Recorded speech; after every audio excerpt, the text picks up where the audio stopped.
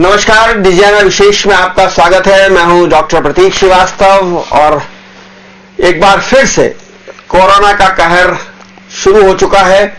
Unlock 2 में लगातार पूरे देश में मरीजों की संख्या लगातार बढ़ती जा रही है और एक दिन में 27,000 तक नए मरीज मिलने का आंकड़ा देश के सामने आया है। ये डराने वाली तस्वीर है। 574 लोग एक दिन में मारे गए हैं। खौफनाक मंजर पैदा हो रहा है, भयावह स्थिति है। मध्य प्रदेश की बात करें तो मध्य प्रदेश में एक दिन में सबसे ज्यादा मरीज आए हैं और इंदौर में 93 नए मरीज मिले हैं। मरने वालों की संख्या, नए मरने वालों की संख्या 5 है। लगातार ये आंकड़े मन में दहशत पैदा कर रहे हैं, भय पैदा कर रहे हैं, डर बढ़ रहा है। और ये डर इसलिए भी बढ़ रहा है क्योंकि अब मानसून आ चुका है। हालांकि जुलाई में उतनी अपेक्षाकृत बरसात इंदौर में नहीं हुई है जितनी होनी चाहिए। पूरा सावन का एक सप्ताह सूखा सा चला गया है, लेकिन आज ही मौसम विभाग ने यह भविष्यवाणी की है कि मध्य प्रदेश के 4 संभागों में भारी वर्षा हो सकती है। और जिस तरह से मुंबई में ऑरेंज अलर्ट किया गया है, यानी मुंबई में हैवी रेन, भारी बरसात की चेतावनी दी गई है, तो उसके बाद हमारा अनुभव यह कहता है कि जब मुंबई में भारी बरसात होती है तो उसके 3 या 4 दिन बाद इंदौर भी तरबतर हो जाता है। लेकिन यह मुद्दा बरसात का नहीं है। यह मुद्दा यह है कि बरसात में कोरोना क्या कहर ढाएगा। लॉकडाउन की चर्चा है। मध्य प्रदेश में भी लॉकडाउन की चर्चा थी। मध्य प्रदेश के बहुत सारे जिलों में फिर से लॉकडाउन कर दिया गया है। ग्वालियर में फिर से लॉकडाउन कर दिया गया है। भोपाल में कुछ क्षेत्रों को लॉकडाउन किया गया है और इंदौर में भी लॉकडाउन की कवायद चल रही थी। सांसद शंकर ललवानी ने कहा था कि इंदौर में लॉकडाउन किया जा सकता है। कैलाश विजयवर्गीय उसके खिलाफ थे। भारतीय जनता पार्टी में भी इस बात को लेकर मतभेद थे कि लॉकडाउन किया जाए ना किया जाए। उसको लेकर आपदा समूह की बैठक हुई थी और आपदा समूह ने यह निर्णय लिया था कि हम इस बार सख्ती का पालन करेंगे 1 सप्ताह तक। 1 सप्ताह बाद पुनः समीक्षा की जाएगी और आवश्यकता पड़ी तो लॉकडाउन किया जा सकता है। सवाल यह है कि अगर यह मानसून आया, बरसात आई, तो क्या कोरोना का कहर बढ़ेगा? जैसा कि पहले भी डॉक्टर्स कह रहे थे, WHO कह रहा था कि मानसून में इसका खतरा और बढ़ सकता है क्योंकि मानसून में सर्दी, जुकाम, खांसी, बुखार के मरीज सामान्यतः यूं भी बढ़ जाते हैं और ऐसे में हर आदमी को यह दहशत होगी कि ये मुझे जो सर्दी हुई है, जो मुझे जुकाम और खांसी और जो बार बार छींकें आ रही हैं, ये एलर्जिक हैं, सर्दी के कारण है या कोरोना के कारण है। तो ये डर बढ़ना है, कम नहीं होना है। और इसी मुद्दे पर चर्चा करने के लिए मेरे साथ मौजूद हैं senior physician consultant doctor Yogesh Shah, MD हैं। आप उनसे भली भांति परिचित हैं। हम उनसे जानना चाहेंगे कि बरसात में बरसात और कोरोना का क्या कनेक्शन है, मानसून और कोरोना का क्या संबंध है। हम उनसे यह भी जानना चाहेंगे कि हर बुखार, हर जुकाम, हर सर्दी क्या कोरोना का लक्षण है और हम उनसे यह भी जानना चाहेंगे कि बरसात में हम क्या एहतियात, सावधानियां बरतें कि हम कोरोना से दूर रहें। डॉक्टर साहब, आपका बहुत स्वागत है। धन्यवाद। और सबसे पहला मेरा सवाल यह कि मानसून आ चुका है और मानसून आने के बाद ही, और उसमें एक बड़ा कारण है कि अनलॉक होने के बाद भी लगातार इस पूरे जुलाई महीने में मरीजों की संख्या बढ़ी है और जो आंकड़े आए जा रहे हैं, अगर उन आंकड़ों का विश्लेषण करें तो मरीजों की मिलने का प्रतिशत जो है वो 5% तक पहुंच गया है। ये डरावने आंकड़े हैं, डरावना प्रतिशत है। आप इसको किस तरह से जोड़ते हैं? मानसून और कोरोना का क्या कनेक्शन है? देखिए, इस सच तो कोई कनेक्शन नहीं है। जो पहले बताया जा रहा था कि भाई ये गर्मी में इसका इंसिडेंस कम होगा और ठंड आएगी वैसे बढ़ेगा, नहीं। अब देखिए, जो भी स्प्रेड होगा कम्युनिटी में, मतलब दूसरे लोगों को भी जो स्प्रेड होना है, वो चीज तो धीरे धीरे होना है। उस चीज को आपको रोकना है। रुकावट ही इसका सबसे बड़ा इलाज है। शुरुआत में यदि आप देखें तो वो ही 3 चीजें, सोशल डिस्टेंसिंग, हाथ धोना है, मास्क पहनना है। सर, इसको बहुत बात करी तो इस पे बहुत सारी चीजें हो चुकी है। बच्चा इससे वाकिफ हो गया, सब वाकिफ हो गए, सही बात है। तो ध्यान वो रखना है। देखिए, खांसी जुकाम, यदि मामूली खांसी जुकाम या बहुतों को आजकल अभी सोर थ्रोट, गले में दर्द बोलते हैं, उनको बड़ा डर लगता है कि मेरे को कोरोना हो गया। डजंट मीन कि आपको एक कोरोना हुआ है। बुखार होना बहुत जरूरी है, नंबर 1।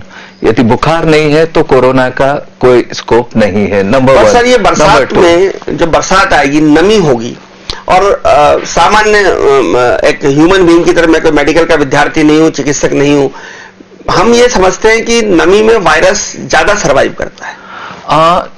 नो डाउट, उनके जो सर्वाइवल के चांसेस थोड़े से बढ़ जाते हैं।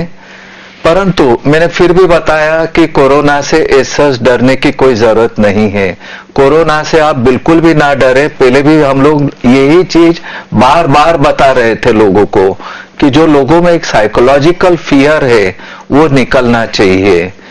डरना सभी लोगों को मालूम है। आजकल अब लोगों में इतनी ज्यादा अवेयरनेस आ गई है कि मैंने बताया कि जो सीनियर सिटीजन है, जिनको कोमॉर्बिड कंडीशंस है, मतलब जैसे अस्थमा है, किडनी की बीमारी है, शुगर, डायबिटीज है और इम्यूनोसप्रेशन ड्रग्स चल रही है बहुत लोगों को, तो उन लोगों को डरने की जरूरत है। जिनको हार्ट की बीमारी है, बाईपास हुआ है और इम्यूनोसप्रेशन ड्रग जैसे मैंने बताया, तो इन लोगों को डरने की जरूरत है।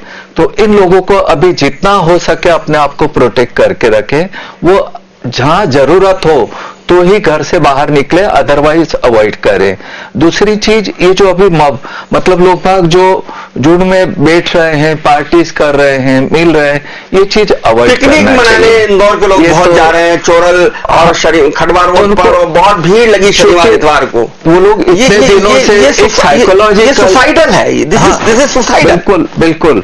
लोगों को चूंकि इतने टाइम से एकदम घर में बैठे थे तो उन्होंने सोचा कि चलिए बाहर निकले। बहुत से यंगस्टर्स है, उनको यही समझ में नहीं आता है, बिना बात के एक अपना एक अलग ही अंदाज में निकल पड़ते हैं, वो काफी गलत है। और फार्म हाउस में लोग पार्टीज हो रही है, परिवार की पार्टीज हो रही हैं, लोग जो है वो भुट्टे की भजिए बना रहे हैं, भुट्टे खाने सागर रोड पर जा रहे हैं। मेरे ख्याल से आई थिंक अभी बिल्कुल बिल्कुल अभी ये चीजें जितना हो सके अवॉइड करें। तो जब जरूरी काम हो तो ही घर से बाहर निकलिए, वरना घर में रहिए। ये डॉक्टर साहब कह रहे थे। लेकिन अब मेरा सवाल ये है डॉक्टर साहब कि ये सर्दी जुकाम होना है, बरसात होगी, लोग भीगेंगे भी सही, आप छाता लगा लीजिए, रेनकोट पहन लीजिए, उसके बाद भी आप भीग जाते हैं, कम से कम चेस्ट तो आपका भीग जाता है, उस वजह से सर्दी जुकाम होती है। अब सर्दी जुकाम में अभी तो क्या होता है कि जैसे ही सर्दी होती है, आपने 2-3 छींके लगाई, आपका पड़ोसी आपको देखने लगता है डर के मारे कि कहीं इनको नहीं हो गया।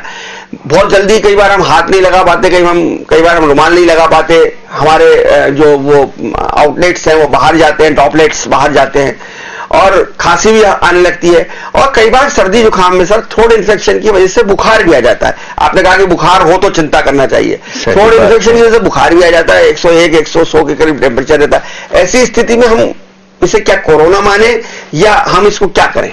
देखिए, हमको हाईली सस्पिशियस रहना पड़ेगा। आप घर में प्रयोग ना करें। पहले लोग बाग जैसे घर में या ओवर द काउंटर जाकर के जो टेबलेट्स ले लेते थे, अवॉइड करें। क्वालिफाइड फिजिशियन डॉक्टर्स को बताएं और अपना इलाज करें। देखिए, अब कोरोना हम लोगों ने इतना ज्यादा केसेस देख लिए हैं कि डायग्नोसिस में यूजुअली प्रॉब्लम नहीं आता है। हम लोग बहुत इजीली इसको पिकअप कर सकते हैं कि ये चीज कोरोना से। आपके पास में घर में, हर एक के घर में पल्स ऑक्सीमीटर रखें। ये बहुत अच्छा इंस्ट्रूमेंट है। लगता है यदि आपकी कॉलोनी में है या वैसे भी इवन अदरवाइज बहुत सस्ती चीज है, आपको 1100 रुपए में बड़ा अच्छा ब्रांड का एक पल्स ऑक्सीमीटर मिल जाएगा। बस एक आपको ऑक्सीजन लेवल देखना है। अगर वो 90 से ऊपर है तो कोई चिंता की बात नहीं। कोई चिंता की बात नहीं। यदि कोई घर में कोरोना का पेशेंट है और यदि उसका 94 के नीचे जाता है तो फिर हम लोग उसको जो है ऑब्जर्वेशन में रखते हैं। ये डिपेंड करता है कि उनके बाकी पैरामीटर्स क्या है। चूंकि अब हम लोगों को मालूम है और किस्मत से कुछ स्पेशलाइज्ड टेस्ट अब हमारे लेबोरेटरी में इंदौर में ही होने लगी है, जैसे इंटरल्यूकिन 6 भी होने लगा है टेस्टिंग इंदौर में। तो जो साइटोकाइन मार्कर, ये एक तरह का एक साइटोकाइन मार्कर से, ठीक है, तो ये डायरेक्ट आपको बता सकता है कि भाई पेशेंट को कितना रिस्क है। तो हम लोग रिस्क भी अब असेस कर सकते हैं इजीली। तो अब जो कोरोना जो शुरुआत आज से जो 4-5 महीने पहले की बात है और आज में काफी अंडरस्टैंडिंग बढ़ गई है। अगर आ जाए तो आप किसी अच्छे चिकित्सक के पास जाएं, नेचुरली फिजिशियन के पास जाएं और समझ लें, दवाई ले लें। अगर 3-4 दिन में ठीक नहीं होता है तो फिर खतरा हो सकता है। बिल्कुल, मैं कहता हूं 3-4 दिन भी क्यों, आप पहले दिन से ही जाकर के एक बहुत छोटी सी जांच होती बेसिक, हमने सब फिजिशियंस को भी समझा रखा है कि आपको ये चीजें करना है। सर्जरी भी होती है, हम लोग बता देते हैं कि आपको ये चीज मिनिमम करना है। अब चूंकि कोरोना का टेस्टिंग प्राइवेट लैब्स में भी होने लगा है, और ज्यादा टेस्टिंग हो रहा है, इसलिए अपने को लग रहा है कि ये ज्यादा केसेस बढ़ रहे हैं। किंतु एक चीज जनरल पब्लिक समझ ले कि अब इतना विरुलेंस नहीं, मतलब अब उतना खतरनाक अब वो चीज नहीं रही, किंतु सावधानी रखना इसका ये मतलब नहीं। ये आप ये कह रहे हैं कि जैसे आपको बुखार आए, सर्दी जुकाम हो तो आप कोरोना का टेस्ट करा लें, पर सर वो टेस्ट तो बहुत महंगा है। देखिए, दो तीन चीजें हैं। यदि आप एंटीबॉडी टेस्टिंग करते हैं 300 350 रुपए में भी टेस्टिंग हो जाता है, जो कि अब आईसीएमआर ने इंदौर में भी परमिशन दे दी। ये एक बहुत अच्छी चीज हुई कि आप तो बहुत पहले से कह रहे थे कि एंटीबॉडी टेस्ट, आपने तो मैं समझता शुरू हुआ था अप्रैल में ही आपने ये कहा था कि एंटीबॉडी टेस्ट की अनुमति दी जानी चाहिए। दे जनाब, ये काफी डिले हुआ, पता नहीं क्यों, बट ठीक है, दे रहा है, दुरुस्त है। कम से कम इससे पता तो लग जाएगा, एटलीस्ट हम लोगों को गाइडलाइन तो मिल जाएगी। देखिए, फिजिशियंस इतने एक्सपीरियंस रहते हैं कि ख्याल आ जाता है उनको। प्लस मैंने बताया पल्स ऑक्सीमीटर, ये सबसे बड़ा हथियार है आपके पास घर में भी, फिजिशियन के पास में भी। सर एक अगर आप मेरे दर्शकों को समझा सके, क्लासिफिकेशन कर सके कि एक नॉर्मल सर्दी है, आपकी नाक बहेगी, आंखों से पानी निकलेगा, छींके बार बार आएंगी। एक ऐसी सर्दी है जिसमें आपका गला भी दुख सकता है और बुखार भी आ सकता है। और तीसरी वो स्टेज है जिसमें आपको कफ वाली खांसी चले, या सांस भरा, या तेज बुखार आए, सिर दुखे, दर्द दुखे। ये तीनों चीजों का अंतर क्या है, कैसे समझे, क्या करें? अगर आप विस्तार से एक समझ लीजिए कि सामने स्टूडेंट्स आपके बैठे हैं और आप मेडिकल कॉलेज में पढ़ा रहे हैं, अगर उस तरह से आप मेरे दर्शकों को समझा दें। देखिए, जो साधारण फ्लू रहता है, कॉफ, इसमें बाउट्स बहुत कम आते हैं। जो कोरोना वाले रहते हैं उसमें बाउट्स मतलब ज्यादा बहुत मल्टीपल रहते हैं और बहुत ज्यादा देर तक बना रहता है। सबसे बड़ा खांसी का डिफरेंस सबसे पहले तो यहाँ पे समझे। फिर सेकंडली, बहुत सी बार बुखार आता है कोरोना में, हो सकता है 2-3 दिन आए, फिर वापस चला जाए, फिर आए। नंबर 2। नंबर 3, जैसे गले का दर्द है, कॉमनली यदि खाली वो है तो डरने की कोई बात नहीं, ले लें। बिल्कुल, खाली जनरल मेडिसिन, बिल्कुल simple paracetamol is good enough. यदि आप टॉलरेट कर सकते हैं तो वो भी करने की जरूरत नहीं है। नमक के पानी से गार्गल्स करें, गर्म पानी से, वो भी इनफ है। ठीक है। फिर मैंने बताया यदि रहता है ज्यादा, आप पल्स ऑक्सीमीटर से देख सकते हैं। यदि आपका ऑक्सीजन सेचुरेशन अच्छा है, 90 के ऊपर है, डरने की कोई बात नहीं है। परंतु यदि जैसे कोई पॉजिटिव पेशेंट्स हैं और उसमें यदि 94 से नीचे जाता है तो फिर हम लोग उनको ऑब्जर्वेशन में रख लेते हैं। फिर उनके आगे फर्दर टेस्ट करके हम लोग असेस करते हैं कि भाई इसको किस तरह के इलाज की जरूरत है, क्योंकि अब हमारे पास में स्टेप वाइज क्या क्या ट्रीटमेंट देना, काफी चीज इसका अच्छा। तो सर, जैसे मैंने कहा कि पहले स्टेज ये है कि बहुत लगातार बार बार छींके हैं, आंखों में खुजली हो, आंखों से पानी आए, नाक रनिंग नोज हो, नाक बहे, बार बार हमको रुमाल की नेपकिन की जरूरत पड़े, ये एक एलर्जिक सर्दी खांसी है। ये कोरोना नहीं मानेंगे आप? बिल्कुल बिल्कुल नहीं, बिल्कुल नहीं। ये इसके लिए आपको एंटी एलर्जिक दवाइयां खा ली जाए और ठीक हो जाए, और आप अपने फिजिशियन से बात कर ले। दूसरी स्टेज मैंने बताई थी कि ये सब तो हो ही रहा है, नाक बह रही है, जुकाम हो रहा है, सर्दी हो रही है, गले में कांटे कांटे से उभा रहे हैं, थोड़ा सा थूक निकलने में दर्द होता है, और हल्का सा बुखार जिसको 100 के आसपास बुखार भी है, तो ये भी कोरोना नहीं है। इसमें हम क्या कर सकते हैं? गरारे वरारे कर लें, अजाक्स एथ्रोमाइसिन जो आप देते हैं वो खा लें। हाँ। ये ठीक है, इसमें क्या कर सकते हैं? मेरे ख्याल से एक एंटीबायोटिक ले सकते हैं इस टाइप के केसेस में। यदि फीवर है तो, फीवर नहीं है, खाली पेन है, कोल्ड है, एंटीबायोटिक की कोई जरूरत नहीं है। हमारे यहाँ वैसे भी बहुत ज्यादा मिसयूज होता है एंटीबायोटिक का। लोग बाग घरों में बिना बात को खाते हैं, बहुत ज्यादा, इवन ऑगमेंटिन और ऐसे शुरुआत में ही ले लेते हैं बिना किसी कंसल्टेशन के। तीसरी स्थिति वो है जिसका मैंने जिक्र किया था, यदि फीवर है तो एंटीबायोटिक लेना वाजिबी है, किंतु डॉक्टर के कंसल्टेशन के ऊपर। तीसरी स्थिति जो मैंने बताई थी कि जिसमें सांस उखड़ने लग जाए, दम भराने लग जाए, बहुत बार बार खांसी आए, बलगम निकले और सिर दुखने लग जाए, हाथ पैर दुखने जाए, खासतौर पर जोड़ दुखने लग जाए, ये कोरोना है। ये इसको हाईली सस्पिशियस रहेंगे, क्योंकि अभी पेंडेमिक है, तो हम लोग खुद हाईली सस्पिशियस रहते हैं। उस केस में हम लोग उसका टेस्टिंग करवा लेते हैं। तो टेस्ट करवा लो, चूंकि अब रिजल्ट हमारे पास में इमीडिएटली आ रहा है। केस नंबर 3 जैसा नहीं है जिसका मैं जिक्र कर रहा हूं, केस नंबर 3, उसको फिर टेस्ट की जरूरत है, उसको टेस्ट कराना चाहिए। उसको टेस्ट करना चाहिए। इवन सेकंड नंबर वाले भी जिनमें फीवर है, उनको भी टेस्ट, और यदि कॉफ परसिस्ट कर रहा है ठीक है, उन लोगों को भी डॉक्टर के सुपरविजन में रहो, और यदि लगता है तो फिर आप टेस्टिंग करवा लें। खाली पेन है तो टेस्टिंग करवाने की कोई जरूरत नहीं है। यदि पॉजिटिव पेशेंट्स है, उनके घर में एसिम्प्टोमेटिक केसेस हैं जिनको कोई भी लक्षण नहीं है, बहुत आजकल बड़ा कॉमनली आता है कि साहब ये इनको हुआ, हम चाह रहे हैं कि हम सभी का कर ले, कोई ऐसी जरूरत रहती नहीं है। और पर्टिकुलरली जो घर में 15 से 50 साल की उम्र, उनमें तो डरने की कोई जरूरत ही नहीं है कि उन लोगों में उनका इम्यूनिटी पावर वैसे भी अच्छा रहता है, और उनमें वैसे भी प्राय पाया गया कि ये डिजीज फेटल नहीं होती है, इसलिए उस पर्टिकुलर ग्रुप में तो डरने की कोई जरूरत ही नहीं। अब मैं ये बात भी जानना चाह रहा था आपसे कि बरसात है तो सर्दी जुकाम ना हो इस बरसात में, क्योंकि आप तो ठीक है, आपने बहुत साफ तौर पर बहुत स्पष्ट तरीके से समझा दिया कि भाई सर्दी जुकाम कोरोना नहीं है, ये आप पहले दिन से कह रहे हैं, कई बार आपने हमारे दर्शकों को कहा है, लेकिन सर फिर भी डर तो लगता है अगर सर्दी जुकाम हो जाती है। अच्छा, खुद को भी लगता है सर, और जो हमारे पड़ोस में जिसके सामने मैंने 2 बार 3 बार छींक दिया है उसको भी लगता है। तो सर्दी जुकाम से बचने के लिए, बरसात में सर्दी जुकाम ना हो, इसके लिए हम क्या कर सकते हैं? देखिए, खास तो हमारे यहाँ सबसे ज्यादा जो प्रॉब्लम है वो धूल धुएं का है, दूसरा चीज टेम्परेचर वेरिएशन का है, दूसरा जब ये ह्यूमिड, जब एटमॉस्फेयर होता है, बादल आते हैं, तो बहुत लोगों को ये कॉमनली उमस होती, एलर्जी होती है।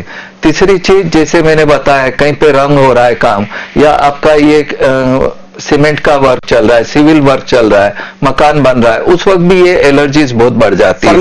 कुछ लोगों को फूड से होता है, यस, फर्नीचर बुरादा उड़ रहा है, जानवर घर में पेट्स रहते हैं, पेट से, इवन कबूतर आज की तारीख में देखें बहुत सी बार, तो इनके भी ये जो पंख और डंग और ये इन चीजों से होता है, उससे भी बहुत कॉमनली एलर्जीज होती है। तो इन सब चीजों से आपको बचाव करना पड़ेगा, तो वो भी बहुत नुकसानदायक है। Quite true. कारपेट लगा रखा है आपने? कारपेट तो होना ही नहीं चाहिए हमारे देश के लिए, कारपेट घर में होना ही नहीं चाहिए।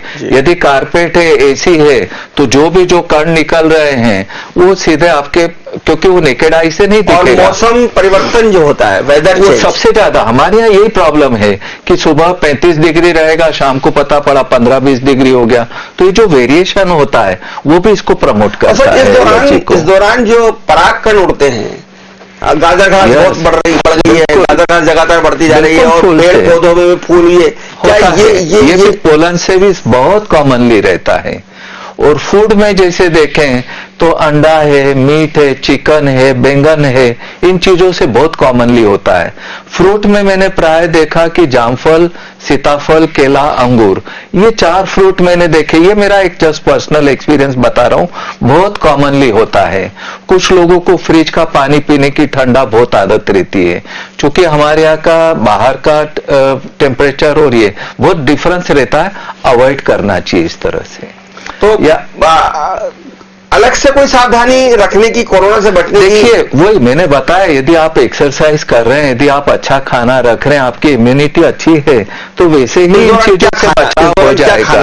अच्छा खाना, जैसे आप ग्रीन लीफी वेजिटेबल्स ले रहे हैं, ठीक है, फ्रूट्स ले रहे हैं, मैंने बताया ये 4 फ्रूट, इसको अपने आयुर्वेदाचार्य में भी ठंडे मानते हैं, इसको आप अवॉइड करें, बाकी आप लेते रहें। And take small frequent meals, एक साथ पूरा भोजन मत लीजिए, ये सभी के लिए कॉमन चीज है। हल्दी पानी, गर्म पानी लीजिए ना, गर्म पानी पीजिए, इससे आपको फायदा ही होगा। बिल्कुल फायदा होगा, इससे नुकसान तो कुछ होना ही नहीं है आपको। दूसरी चीज, एक चीज मैं दर्शकों को अभी और बताना चाहूंगा कि अभी ये बारिश का मौसम है, अभी डायरिया भी बहुत होता है, बहुत कॉमनली होता है, पतले दस्त लगना, आंत्रशोथ जिसको बोलते हैं। हाँ, पतले दस्त। तो अभी बहुत से कोरोना पेशेंट्स में केवल पतले दस्त और स्किन रैश ही हो रहे हैं, और उनका मुंह का स्वाद चला जाता है, स्मेल चला जाता है, हालांकि उनका जो है ये बिटर टेस्ट ये नहीं जाता है, और सोर टेस्ट नहीं जाता है। ये 2 टेस्ट, मतलब कड़वा और खट्टा, वो प्रिजर्व रहता है, वो नहीं जाता, लेकिन मीठे का उनको मालूम नहीं पड़ता। तो ये जो टेस्ट पर डायरिया से ही प्रेजेंट होते हैं, और कुछ होता ही नहीं है उनको, ना खांसी ना बुखार, कुछ भी नहीं रहता है। मामूली किसी में थोड़ा सा बुखार 1-2 दिन रहता है और फिर चला जाता है, और उसके बाद उसको होते हैं पतले दस्त, वो भी कोरोना पॉजिटिव निकल रहे हैं। पर ये पेशेंट जो है, ये किस्मत वाले पेशेंट है। ये पेशेंट शो करता है कि ये माइल्ड डिजीज है, और ये अपने आप ठीक हो जाते हैं पेशेंट्स। इन पेशेंट्स को डरने की बिल्कुल भी जरूरत नहीं है। इनका जो टेस्ट होता है वो 3 महीने के अंदर वो टेस्ट वापस आ जाएगा। तो ये जो पेशेंट है ये कतई ना डरे, क्योंकि बहुत सारे आ रहे हैं कि सर मेरा आपको लूज मोशन लग रहे हैं और आप कोरोना पॉजिटिव है, तो ये बहुत डेंजरस नहीं है। बिल्कुल भी नहीं है। ये शो कर रहा है कि ये माइल्ड डिजीज वाला कोरोना हुआ है। आपको खुश होना चाहिए रादर, क्योंकि आपकी एंटीबॉडीज बन जाएगी और ये 3 महीना तक ये रहता है यूजुअली। जरूरी नहीं है कि 3 महीना रहेगा ही, पर एवरेज यदि रहता है 3 महीने तक भी, क्योंकि बहुत लोग डर रहे हैं। ये शुरुआत से जो लॉस ऑफ टेस्ट और स्मेल का जो सिम्टम जो बताया जा रहा था लोगों को मीडिया के द्वारा, तो लोगों में बहुत ज्यादा भय फैला हुआ है। एक बात और कही जा रही है कि अस्पतालों से, सब्जी मंडी से और दवाई की दुकानों से जो इंदौर में कोरोना फैला है, बड़ा मुश्किल है इस चीज को डॉक्यूमेंट करना। कि मैंने बताया यदि आप डिस्टेंसिंग रखते हैं, आप 6 फीट का डिस्टेंस रखें, कोई भी यदि है 10 मिनट से ज्यादा यदि कांटेक्ट टाइम रहता है, मैंने पहले भी ये चीज बताई थी। मैंने 15 मिनट जब शुरुआत में 4-1 महीने पहले 15 मिनट बताया था, अब आ रहा है 10 से 30 मिनट का ड्यूरेशन। ये चीजें चेंज हो रही बहुत सारी। और मास्क अगर आप पहने रहे, और मास्क पहने रहे तो आपको ये होने के चांसेस ऑलमोस्ट निग्लिजिबल रहेंगे। फिर भी कुछ अभी भी ट्रांसमिशन पता नहीं पड़ रहा है क्यों, पर ठीक है, उस तरह से डर के तो आपको कोई रहने का कोई जरूरत है नहीं।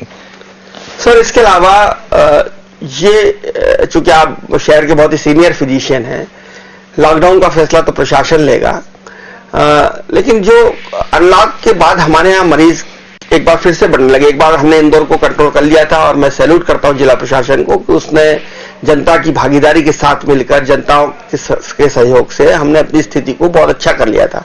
लेकिन फिर लग रहा है कि स्थिति बिगड़ती जा रही है, तो क्या लॉकडाउन फिर से इसमें मदद करेगा? देखिए, लॉकडाउन की मेरे हिसाब से अभी जरूरत नहीं लगती है। यदि पब्लिक समझ सकती है, सावधानी रहती है, नहीं समझ रही है तो क्या करें? नहीं, देखिए प्रशासन का काम है उनको कंट्रोल में रखना। बढ़ इसलिए रहे हैं क्योंकि अब टेस्टिंग ज्यादा हो रहे हैं, प्राइवेट लैब्स में भी बहुत ज्यादा टेस्टिंग सब हो रहा है, तो इसलिए पॉजिटिव जो केसेस हैं वो आ रहे हैं। पर मैंने बताया विरुलेंस कम है अब पहले के कंपैरिजन में। जो आज से 2-3 महीने पहले जो स्थितियां थी और जो अभी पेशेंट्स हैं, जो सेचुरेशन 40-50, क्योंकि मैंने इतने सारे देखे पेशेंट्स कोरोना पॉजिटिव, तो वो तब में और अपने प्रेजेंटेशन में बहुत फर्क है। मतलब जो कोरोना का जो पहले वायरस था वो ज्यादा पावरफुल था, ज्यादा वो था, उसका ज्यादा इफेक्ट होता था और लोगों के फेफड़े में बहुत ज्यादा संक्रमण होता था। अभी भी हो रहा है, ऐसी बात नहीं है कि नहीं होगा, पर ये कमजोर वाला वायरस है, कमजोर वाला है। कल जो है, मैं कल से मेरा मतलब ये है कि मंगलवार के दिन 5 लोग मारे गए हैं। हमारे यहाँ भी मौत का आंकड़ा बढ़ता जा रहा है, तो कमजोर वायरस भी अटैक कर रहा है।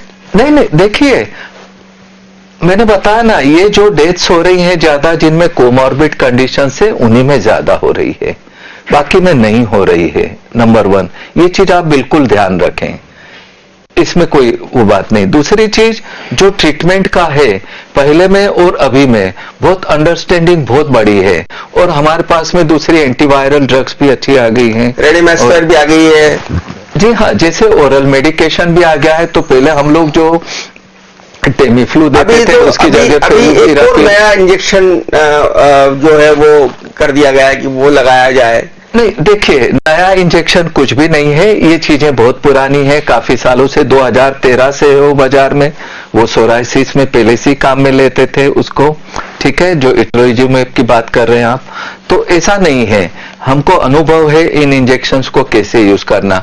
इसमें थोड़ा डोजिंग शेड्यूल अलग रहता है, उसका वे ऑफ एडमिनिस्ट्रेशन अलग रहता है, उनके भी रिजल्ट्स अच्छे हैं, पर सब में ये चीज नहीं दी जा सकती। आपको स्टेप वाइज चलना है। प्लाज्मा में क्या सिद्ध हो गया कि प्लाज्मा देने से कुछ होगा? बिल्कुल, देखिए ये एक अभी की कोई थेरेपी नहीं है कि प्लाज्मा थेरेपी। अभी आपको किस स्टेज पे देना है, किस पेशेंट को, पेशेंट सिलेक्शन बहुत जरूरी है, नंबर 1। नंबर 2 स्टेरॉइड है, जैसे स्टेरॉइड का भी यूज, डेक्सामिथाजोन का भी काफी पेपरों में भी जनरल पब्लिक को भी बहुत नॉलेज दिया जा रहा है कि डेक्सामेथासोन, किंतु आपको किस स्टेज पे डेक्सामेथासोन देना है, किस स्टेज पे रेमडेसिविर या दूसरी एंटीवायरल ड्रग्स देना है, किस स्टेज पे आपको टोसिलिजुमेब मतलब जो इंटरल्यूकिन, जो साइटोकाइन स्टॉर्म को जो रोकते हैं वो, तो आपको प्लाज्मा थेरेपी, ये सब चीज पेशेंट की कंडीशन देखते हुए आपको डिसीजन लेना है।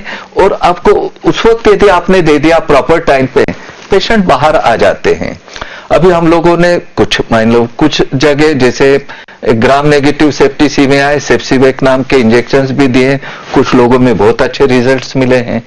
तो ये सब चीजें अलग अलग मॉडलिटी सब अवेलेबल दवाई नहीं आई है, पर्टिकुलर वैक्सीन नहीं मिला है, लेकिन आप अपने अनुभव से, वरिष्ठ चिकित्सक हैं योगेश शाह साहब और दूसरे वरिष्ठ चिकित्सक जो है वो अपने अनुभव से दूसरी बीमारियों के ड्रग्स का इसमें इस्तेमाल कर रहे हैं जिसके अच्छे रिजल्ट्स आ रहे हैं। अच्छे रिजल्ट्स हैं।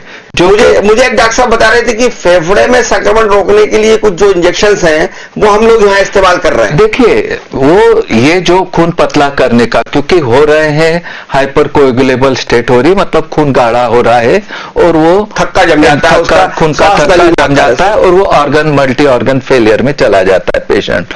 तो वो रोकने के इंजेक्शंस आपको कब देना है, किसको देना है, ये डॉक्टर को डिसीजन लेना है। और ये पहले से है, ये पहले से है।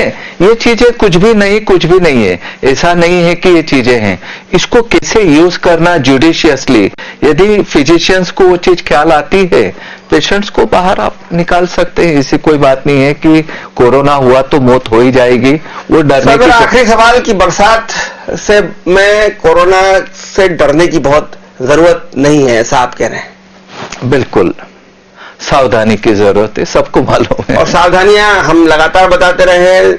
अब तो बच्चे को ये रट चुका है कि बार बार हाथ धोइए, खांसते छींकते समय मुंह को ढकिए, बहुत जरूरी हो, बहुत जरूरी हो तो ही घर से बाहर निकलिए, वरना आप भले आपका घर भला। दूरी बनाकर रहिए, मास्क लगाइए। अगर सामने वाले ने मास्क लगा रखा है और आपने भी मास्क लगा रखा है, दूरी भी है, तो आप मान के चलिए कि आप 100% बच गए हैं। बार बार हाथ धोइए। अगर घर के बाहर है, हाथ धोने की सुविधा नहीं है तो सैनिटाइज से उसको हाथ को साफ कीजिए। घर में है तो साबुन से कम 1 से 1.5 मिनट तक हाथ को रगड़ कर धोइए। और कोशिश कीजिए कि हम लोगों को इस बात के लिए टोकें, रोकें कि वे मास्क पहनते रहे। बहुत सारे लोग मास्क तो लगाते हैं लेकिन गले में लटका के रखते हैं, या मास्क से सिर्फ अपना मुंह कवर करते हैं, नाक खुली छोड़ देते हैं। तो ऐसे लोगों को हम विनम्रता पूर्वक ये कहें कि मास्क ठीक तरीके से पहनिए। तो डॉक्टर साहब मैं इतना, इसके अलावा और कुछ मैं भूल तो नहीं रहा हूं? अब तो बहुत ज्यादा ज्ञान हो गया है लोगों को कि वो इवन डॉक्टर्स को देने लगे हैं। नहीं, डॉक्टर्स को हम ज्ञान नहीं देंगे। ज्ञान लेने के लिए हमने आपको यहाँ बुलाया है कि आप हमारे दर्शकों को ज्ञान दे सकें, उनको सलाह दे सकें, अनुभव दे सकें। बहुत धन्यवाद डॉक्टर। वैक्सीन के बारे में लोगों को बताना चाह रहा था कि कुछ जगह फेज 1 फेज 2 ट्रायल्स पूरे हो गए, कुछ जगह फेज 3 ट्रायल्स चल रहे हैं, पर अभी वैक्सीन बहुत दूर की कोड़ी है, हमको वेट करना पड़ेगा। 2021 में अभी तो बहुत टाइम, और होगा या नहीं ये भी कहना बहुत मुश्किल है। मानव पर उसका टेस्ट शुरू हो गया है। मैंने कई जगह पढ़ा, भारत में भी हो गया, भारत में भी मानव टेस्ट शुरू हो गया है। बिल्कुल। और हालांकि जो आज जो ICMR जो आपकी है, बिल्कुल, उसके डायरेक्टर ने कहा कि अभी समय लगेगा, और जल्दबाजी में हम क्वालिटी से समझौता नहीं कर सकते। हाँ, कोई अर्थ भी नहीं है उसका जल्दबाजी में। बिल्कुल। चलिए, उम्मीद करते हैं जल्दी वैक्सीन आएगा 2021 में, और उसके बाद हम पूरी तरह से निश्चिंत और निर्भय हो पाएंगे कोरोना से। लेकिन जब तक वैक्सीन नहीं आ रहा, तब तक ये जो सावधानी का जिक्र मैंने किया है, अगर हम वो बरत लेंगे, वो अपना लेंगे, तो हम कोरोना को हरा देंगे। देखते रहिए DGNR न्यूज, खबरों का सिलसिला जारी रहेगा। नमस्कार।